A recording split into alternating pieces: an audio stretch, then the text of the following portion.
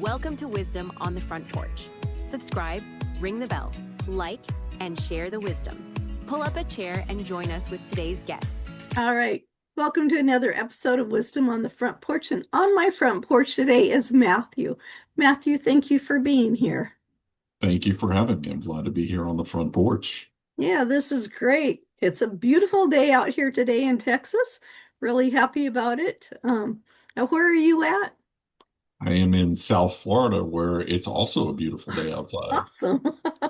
I love that. Look at all of those plaques behind you. Oh, wow. So what are they for? I'm going to ask you that first. Uh, there's just stuff that goes with my education and some of my other stuff, just professional certificates and grad certificates and stuff like that. Awesome. So let's tell our audience who you are and what you do. Sure. So I'm Matthew Fornaro. I'm a business law attorney. I'm located in South Florida, and I help small and medium-sized businesses and entrepreneurs with their legal needs. Nice, nice. And we don't realize that we have legal needs a lot of times. And we really do. I think about what I've got, and I have to confess, I'm pretty poor about keeping my books the way I should be keeping them. But it comes from learning what do I really need to keep track of. And starting out, we think, well, I'm just so small, I don't have to worry too much about everything. But that's not really true, is it?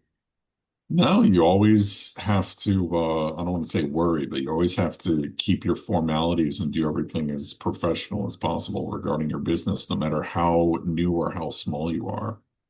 Absolutely, absolutely.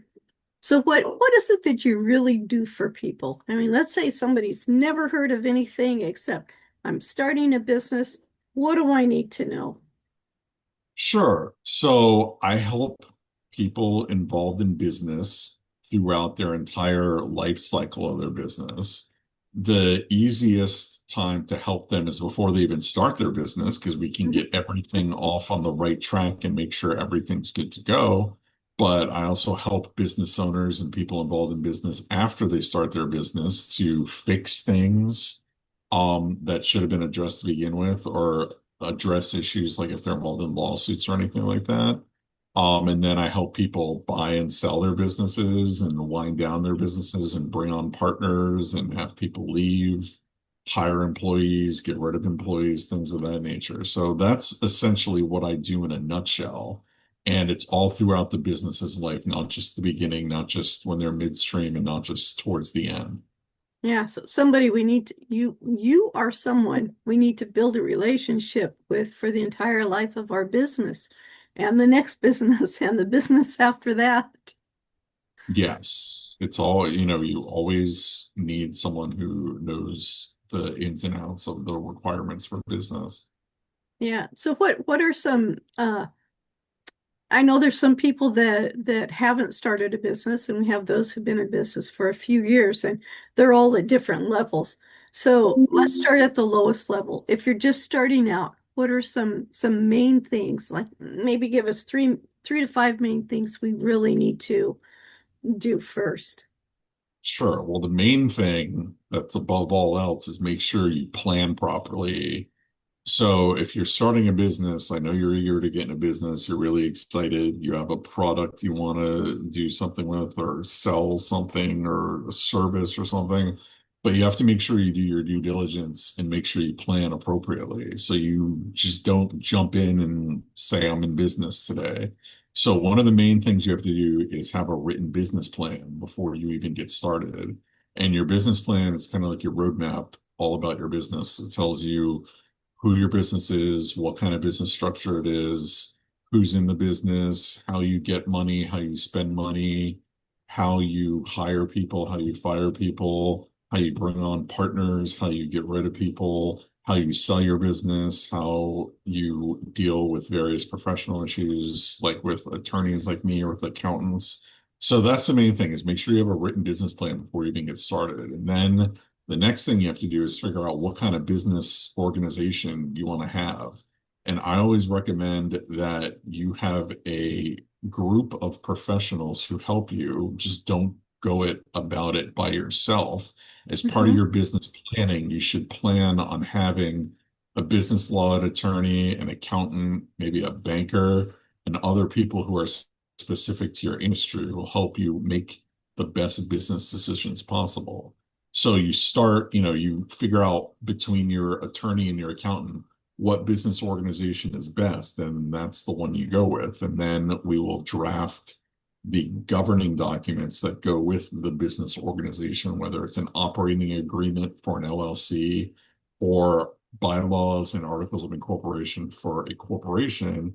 Just like you need to have the business plan before you get started, when you get started, you need to have those in place. And then going forward, we make sure you have all your documents that you need regarding, whether you're buying stuff or selling stuff. You have an internet or website. Make sure you have terms of service. Make sure you have contracts for, again, when you buy and sell stuff. Make sure you have contracts for your employees. Make sure you have, if you rent space or whatever, make sure you have a written lease, things of that nature. And then obviously we go forward from there and make sure anytime that you change something in your business or add something or subtract something, make sure that there's a process in place and a document in place that memorializes that. And essentially, that's how we go about helping your business. Cool. Cool. Now, what if you change states? Because I know states are different in how they handle businesses. So, what are some things they need to do? Because we're becoming much more mobile than we ever used to be. So, if we go from one state to another state, what are things we should do before going to the other state and before leaving the state we're in?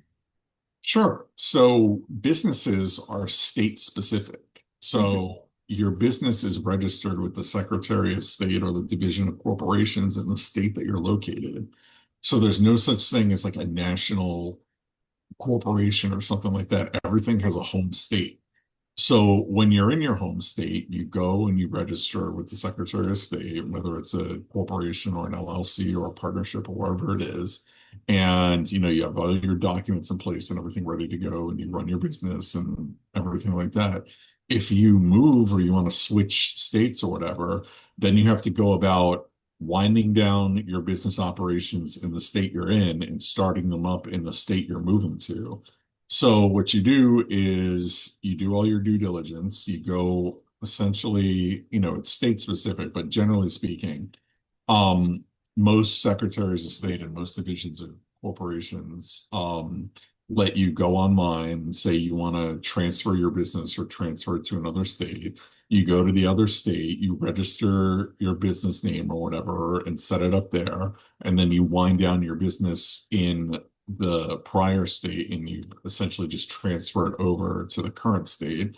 And then you make sure in your new state you have all your governing documents in place and make sure that you have paperwork that closes out your business in the prior state and opens it up in the new state. So, for instance, if you're a corporation, you'd have like a corporate resolution that says we're going to wind down in Texas where you are, and we're going to start up in Florida where I am, or vice versa.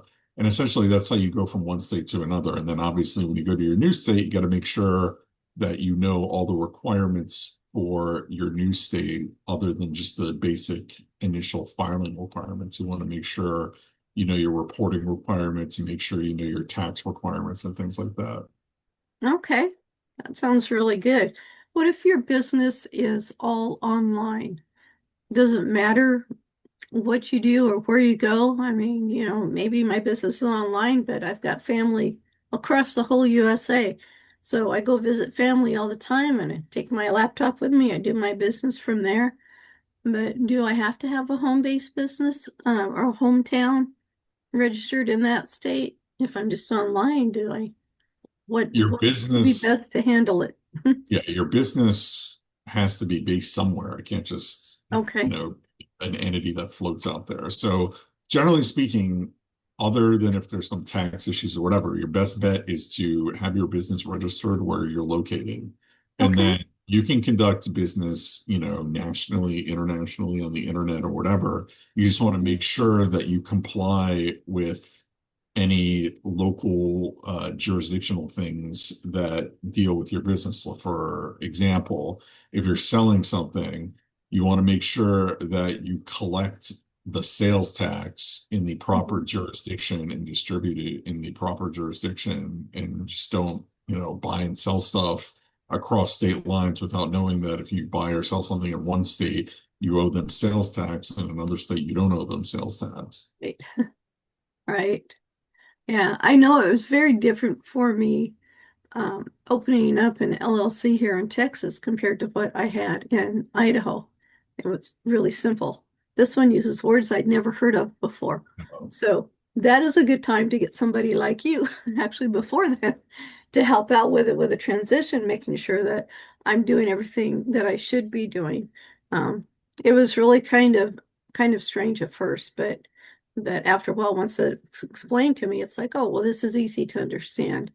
Um, and I think that's where you come in. You really help make the process more streamlined, I think is a better word to put it. Not so much easy, but just more streamlined, easy to understand, put it in words that I would be able to hear, and then I would know what I need to do.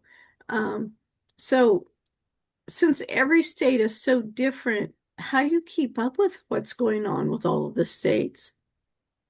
Sure. You essentially, I represent clients all over the country, but mostly I focus in Florida.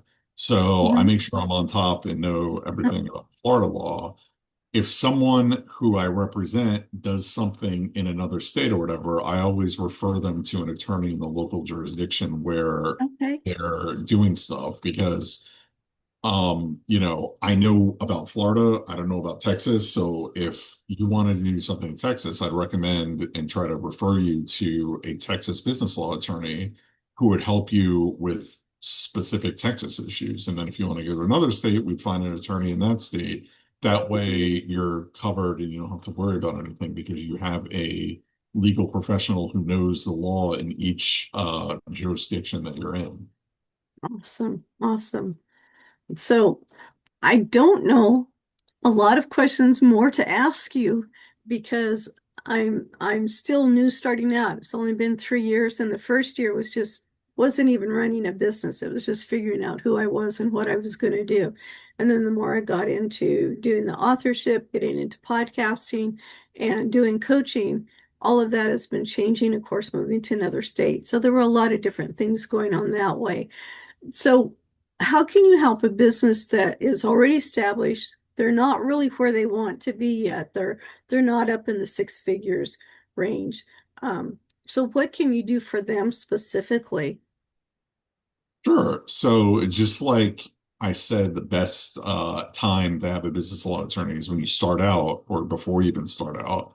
But, midstream, you can come in and we can go over your documents and make sure A, you have a business plan, and B, you have governing documents in place, and C, you have contracts in place. And if you don't, we can assist you by putting them in place and making sure that you then have the systems in place to execute on those documents and make sure you do it uniformly every time and make sure that you're consistent in what you do because it's all about not just having the documents but actually using them and follow Mhm. through, making sure you're consistent on them.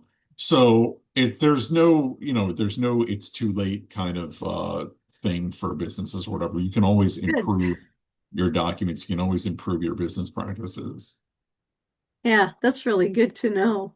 Um, and so if anybody that's been in business for quite a while, they probably have an attorney. But what if they're not happy with the attorney they have? How easy is it to change to get somebody different? And it's got to be a little bit scary because now you've got somebody new that you haven't worked with. Maybe they're recommended by a lot of people, so it's a good fit. But gosh, you've got all of these. You've already been established. How do you go with somebody new when you've already been established in a business? Well, I know it's a daunting process and, it may not be comfortable, but it's not, generally speaking, that hard to do if you want Okay, to switch professionals. Like, for whatever reason, if you want to switch attorneys or accountants, sometimes it's not even you're right. dissatisfied with them. Sometimes they retire, sometimes they Yes, move that's what I was away, just sometimes thinking. they change stuff. So it's not that hard. All you have to do is, again, if you have all those documents in place, you just have to forward all those documents to your new professional, whether it's an attorney, Okay. accountant, whatever. And then if they have any follow-up questions regarding the business or whatever, you're available. And then, most attorneys are professional when it comes to, I don't want to say being replaced, but being, succeeded by someone. There you So go. they're not gonna, be, for the most part speaking, they're not gonna be bitter or dissatisfied or be like, I'm not gonna help you or anything. They'll gladly turn over whatever files or whatever information that the client had with them to the new attorney. In fact, Oh, in good. most states, they're required to. So you All don't have to right. worry about, a not a smooth transition to a new attorney. It's just a matter of, time and going over all the documents and making sure that they're up to speed. So I know it's daunting. I know it's kind of scary to switch over, but it's not impossible. It's just a process. Yeah, just like anything else. Yeah.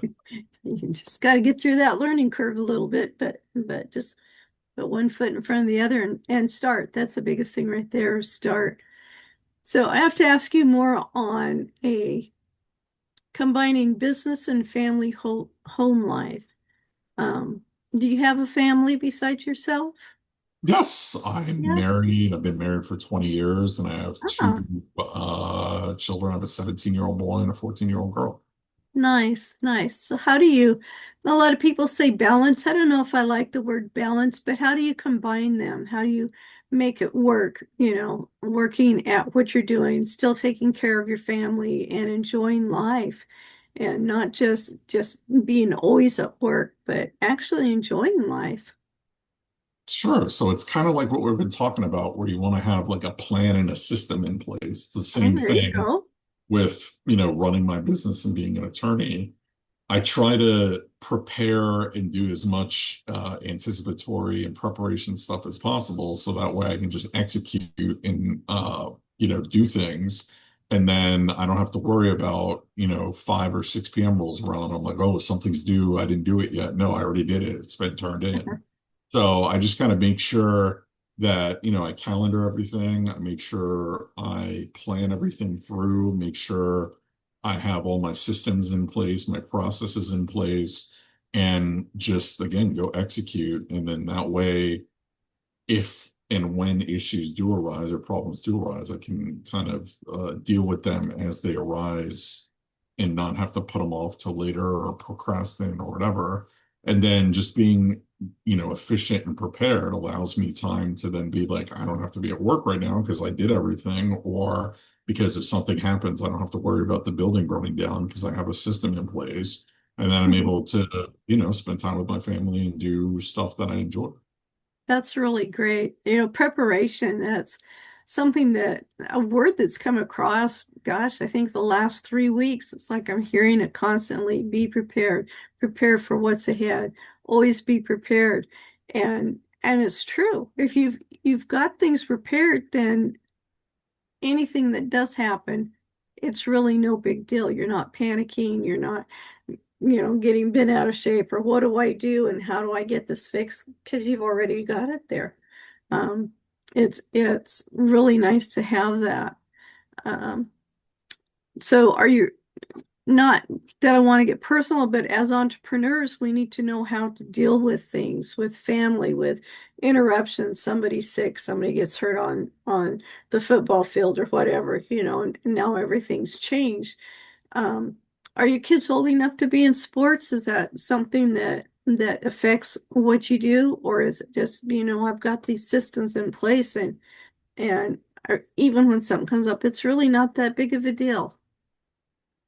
Well, for example, my son has played lacrosse for 10 years and he's on Oh, his high wow. school team. So he went through rec lacrosse, travel lacrosse, middle school lacrosse, high school lacrosse. So I've been doing a lot of lacrosse for 10 years. Um, You're the guy and to talk to. yeah, and it's been, time consuming taking him all around Florida for tournaments and, driving into practice and stuff. Now, not so much because he has his own car and he can drive and do stuff. Right. But like his sports stuff never really interfered with my work Oh, and vice versa. I would just I mean, if I took them to practice or whatever, and it was, like a 5 o'clock practice or something like that, I would just, respond to emails or make phone calls and stuff from the field because I'm not really taking away from his sports because he's Oh, there doing you go. practice and I'm doing work. And then, for games and stuff on Saturdays and Sundays, I would just watch him play. I didn't have to worry about work or anything. So, Yeah. it was just again preparation and things like that and planning. And I was able to, be a part of, taking him to his lacrosse for the last 10 years. So, and the same thing with my daughter. My daughter's not really into sports, but she's big into Girl Scout, being a Girl Scout and into playing the drums.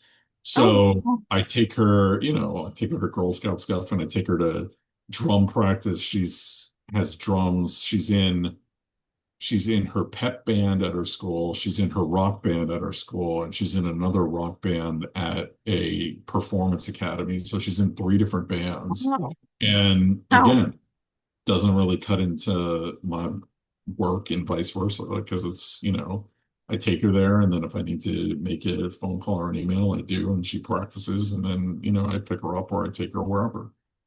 That's awesome. Oh, I'm really proud of your kids. That's amazing. Yeah, just to do things like that. Yeah. Let's talk a little bit about values. Um, what do you value the most in your business? What kind of values? Let me change that.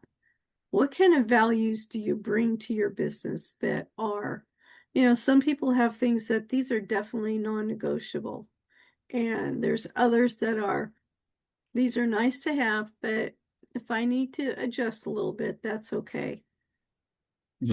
I think for my business, the two of the most important things are like ethics and integrity, particularly because I'm an attorney and, Hmm. a lot of, there's like a lot of bad PR out there about some attorneys and things like that. So I always make sure that I always put my ethics and my uh, discipline and stuff forward like that.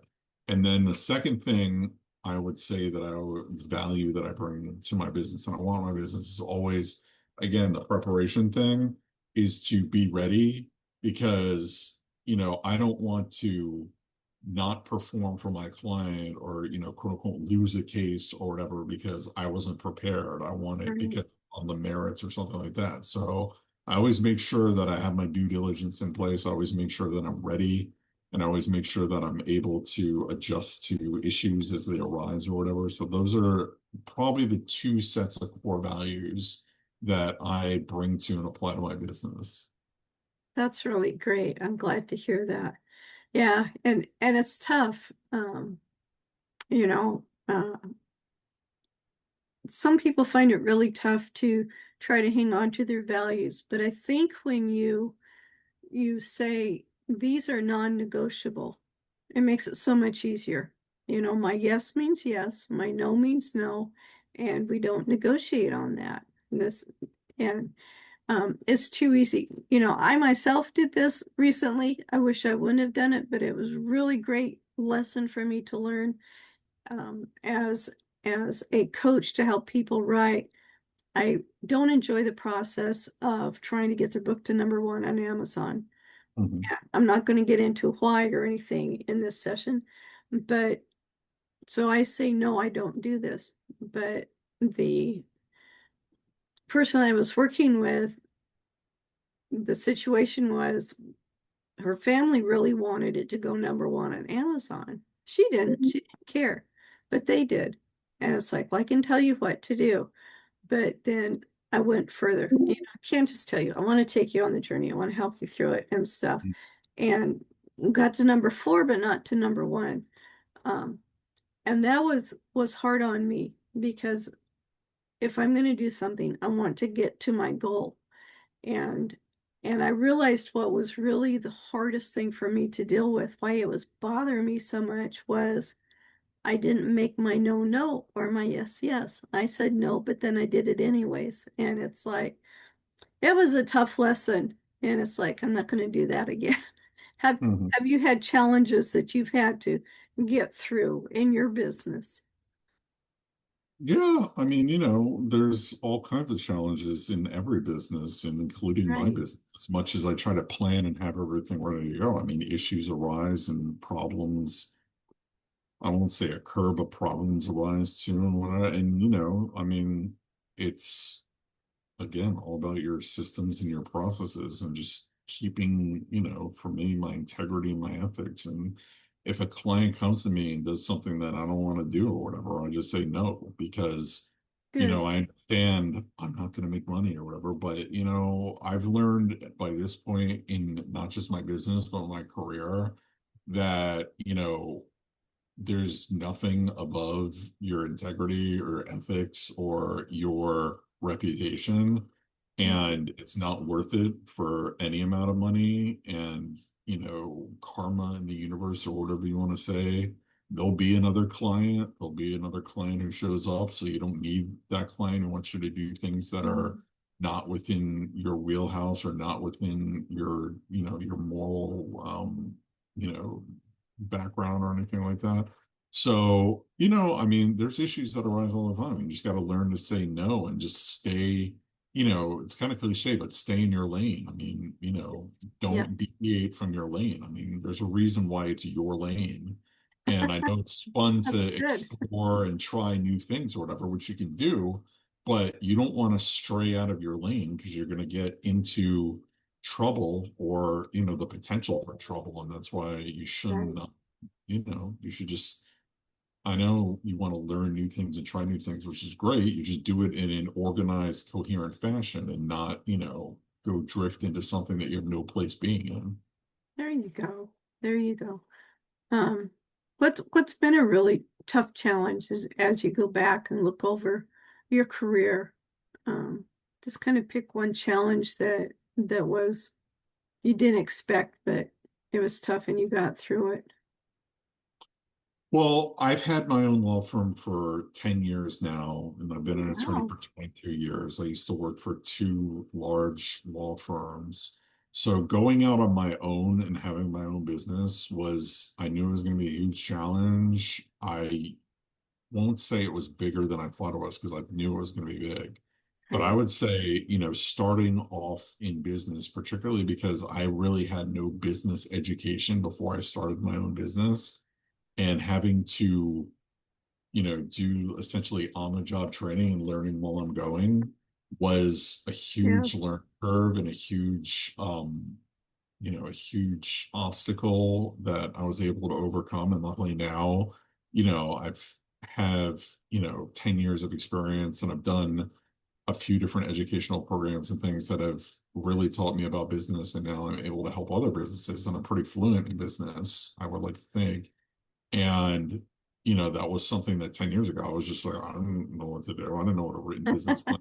I didn't know, whatever. I mean, I knew like the law. I didn't know like the actual application of it to business and how Okay. to do business things and make business decisions, which now I'm able to use that and help my clients with, their business.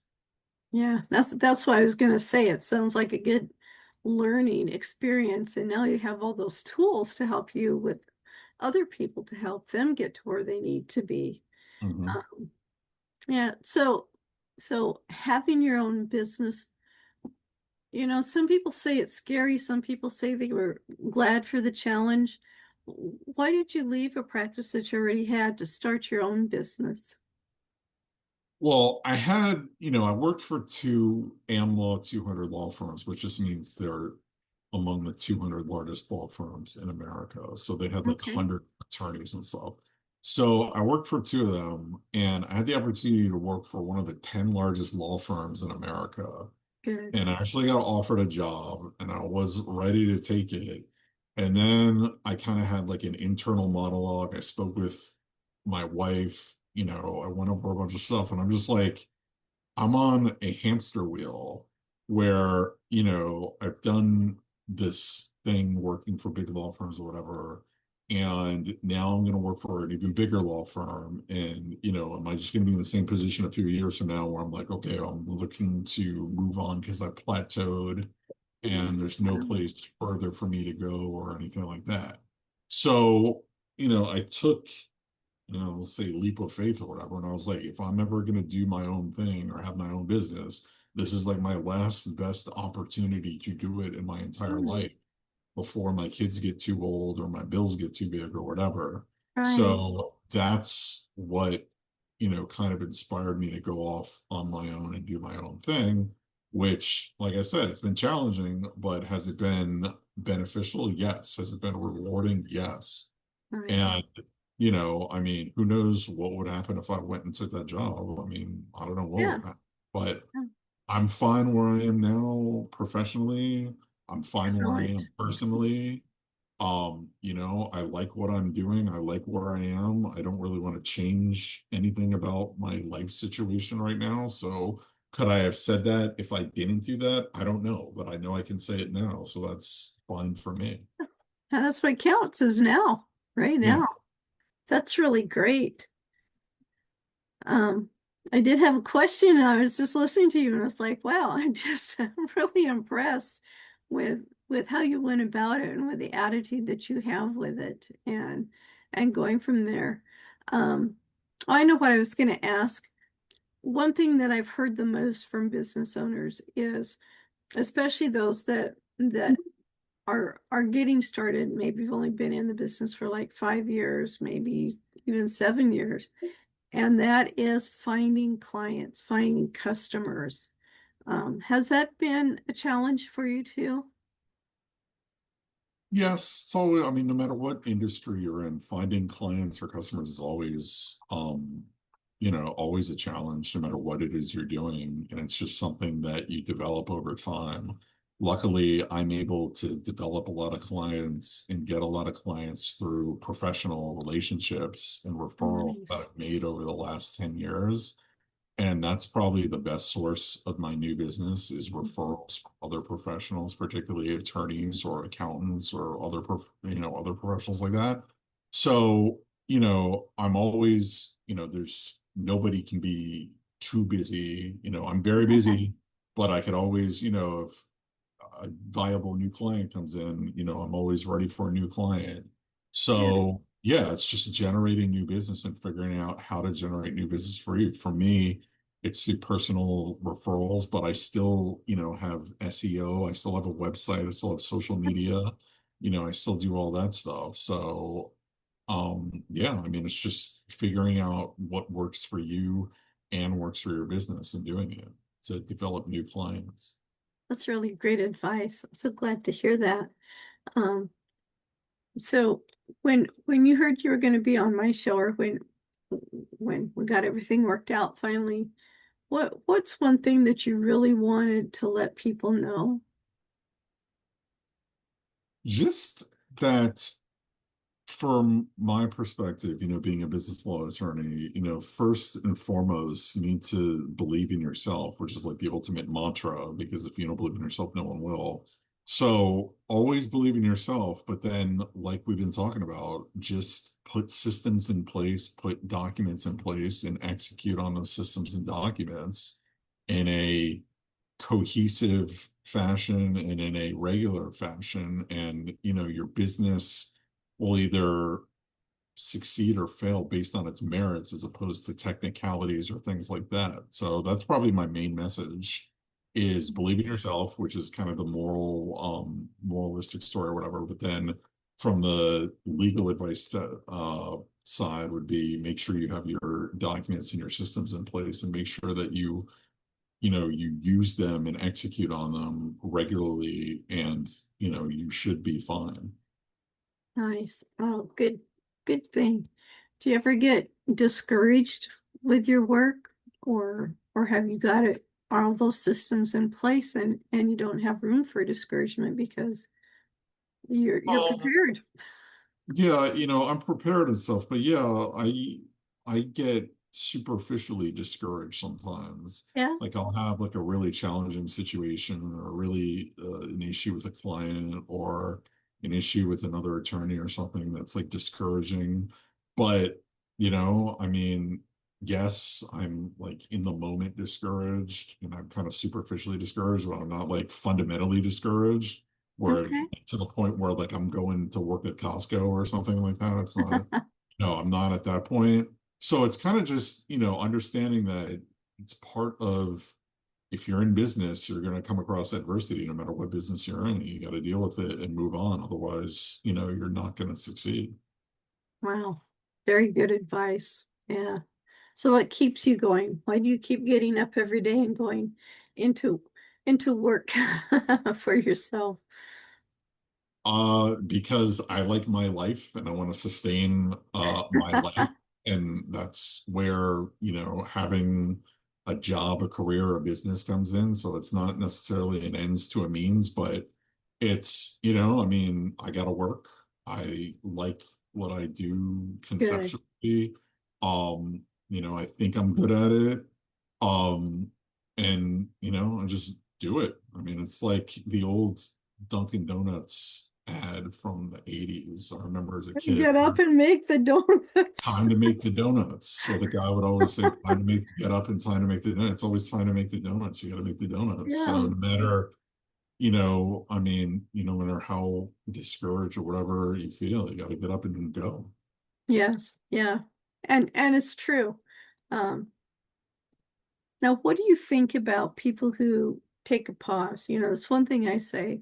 You don't have to quit. You don't have to give it all up. You don't have to go do something for a year and then come back to it. But it's okay to take a pause and see where you're at. Because if you're discouraged, if things aren't working out right, maybe you've taken a side road that you need to stop taking. But it's okay to take a pause and stand back and see where you're at and where you're headed. And is it where you really want to go and how you want to get there?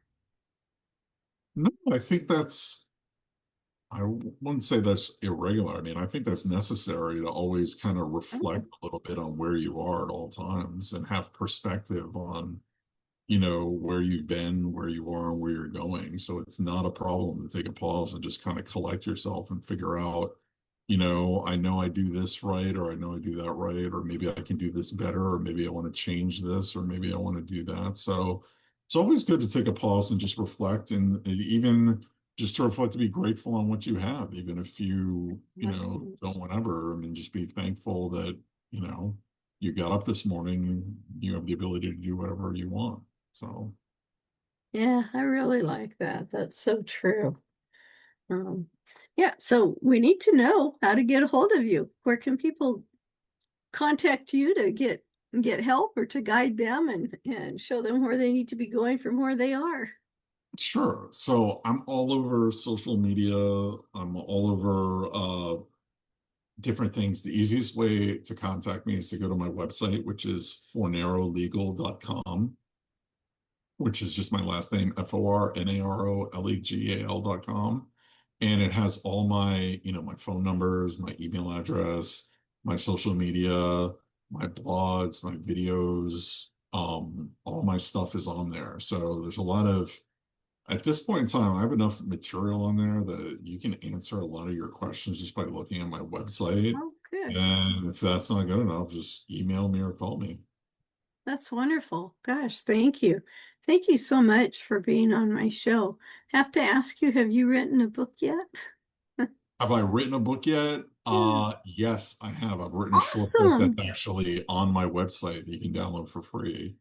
Oh, Um, good. which is all about business contracts. But yes, so Well, good for you. Oh, that's wonderful. Yeah, because business contracts, they can seem a little dry to some people, and it's like, oh, I don't understand this, or why is there so much to it? But how important is a business contract? very important. Anytime you have a relationship with someone in business, you need to have a contract. Yeah, yeah, excellent. Thank you so much, Matthew, for being here. Do you have any closing thoughts for our listeners or viewers? No, just thank you for having me. And remember, I mean, just plan it out and execute on it, and you'll be fine and believe in yourself. Awesome, awesome. Well, thank you so much for sitting on my front porch with me today.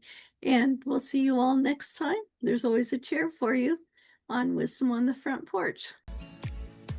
Thank you, my front porch friends and neighbors, for pulling up a chair with me and my guest today on Wisdom on the Front Porch. Now, if you've got value from this conversation, would you do me a favor? Leave a quick review, then share it with someone you know who could use some inspiration. It helps more friends find their seat on the porch. And hey, make sure you're subscribed so you never miss what's next. Until then, keep the porch light on for new wisdom every time you show up. Your seat's always here for you on the porch.